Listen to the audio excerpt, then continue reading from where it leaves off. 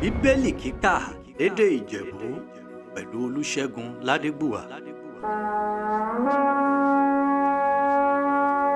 Ìwé Jòhánù orí 5 bẹ̀rẹ̀ láti ẹsẹ̀ 21 títí fún ìkẹtàdínláàádọ́ta. Bí èmi bá ń jẹ́rìí ara mi, a jẹ́ ọ̀vọ̀ ẹ̀rí mi ṣe òtítọ́. Olóhùn rere ní rèé ń jẹ́rìí mi, èmi dẹ̀ mọ̀ ọ̀vọ̀ òtítọ́ rí ẹ̀rí mi rùn mí jẹ. Ẹ̀mẹ̀ ti ránṣẹ́ lọ́sọ̀dọ̀ Jòhánù, òun dẹ̀ ti jẹ́rìí sí òtítọ́. Ṣùgbọ́n èmi gba ẹ̀rí nọ́dọ̀ ònìyàn àti ọ̀vọ̀ òórùn wèrè mi dẹ̀ ń sọ. Ẹ̀mẹ̀ lé là, òun rà tùpàrí mi jó, lè dẹ̀ ń tàn mọ́lẹ̀. Ẹ̀mẹ̀ dẹ̀ fẹ́ràn rẹ̀ fún sáà kan láti máa dágọ̀ dùn nínú mọ́lẹ̀ rẹ̀. Àmùṣá, èmi náà ríre bùsàn ju ti Jòhánù lọ. Túdà uṣẹ́ rí bá rèmi ti fún mi láti ṣàṣẹ parí rẹ̀. Uṣẹ́ náà pàápàá rèmi ń ṣe òun jẹ́rìí rèmi ọ̀vọ̀ bàbá rẹ̀ rán mi àti bàbá rẹ̀ rán mi tìka rẹ̀ ń jẹ́rìí rèmi. Ẹ̀mẹ̀ gbóhùn rẹ̀ náà dọ́kàn rí. Bàdẹ̀ rẹ̀ mẹ́rìí àgọ̀ rẹ̀. Ẹ̀mẹ̀ dẹ̀ ná ọ̀rọ̀ rẹ̀ lè lè máa gbé inú òkúru mẹ́. Túdà ọ̀vọ̀ ọ́ní rẹ̀ rán mi òun rẹ̀ mẹ́ kọ̀. Ẹ̀ gbàgbọ́. Ẹ̀mẹ̀ ń wá inú ìwé mímọ́. Túdà ọ̀vọ̀ ẹ̀mẹ̀ róvọ̀ nínú rẹ̀ rẹ̀ ti máa ná òye àìní pẹ̀kún. Ọmọrun yìí rèmi jẹ́rìí rèmi. Ẹ̀mẹ̀ kẹ̀dẹ̀ rere kórìíra láti wá sọ́dọ̀ rèmi. Ẹ̀mẹ̀ kẹ́ lè ná òye. Èmi gbògo nọ́dọ̀ ònìyàn o. Àmọ̀ṣá èmi mọ̀ mẹ́ ọ̀fọ̀. Ẹ̀mẹ̀ ti ka mẹ́. Ẹ̀nẹ́ òfẹ́ Olódùmarè nínú mẹ́. Èmi wà lórúkọ bá rí mi. Ẹ̀mẹ̀ gbà mí. Olóhùn rẹ̀ bá dẹ̀ wà lórúkọ ara rẹ̀. Òun rẹ̀ má gbà. Bẹ́ẹ̀ ti ṣe má gbàgbọ́. Ẹ̀mẹ̀ rẹ̀ ń gbà ògo nọ́dọ̀ ara rẹ̀. Ẹ̀mẹ̀ rẹ̀ wà ògo rẹ̀ tí ọ̀dọ̀ Ọlọ́run Olódùmarè nìkan ṣoṣo bá. Ẹ má rò ọ̀fọ̀. Èmi ń láfẹjọ́ rẹ̀ sùn nọ́dọ̀ bá rí mi o. Ọ́ní rẹ̀ ń fẹjọ́ rẹ̀ sùn ti wà. A mo ṣe ọ́ní rẹ̀ mẹ̀gbẹ́kẹ̀lé. Túdà ọ̀fọ̀ ẹ̀mẹ̀ gbà mo ṣe gbọ́. Òṣìṣẹ́ rẹ̀ gbà mo ṣe gbọ́. Ẹ̀mẹ̀ á gbà mí gbọ́. Nítorí mo ṣe kọ̀wé nípa rí mi. Ṣùgbọ́n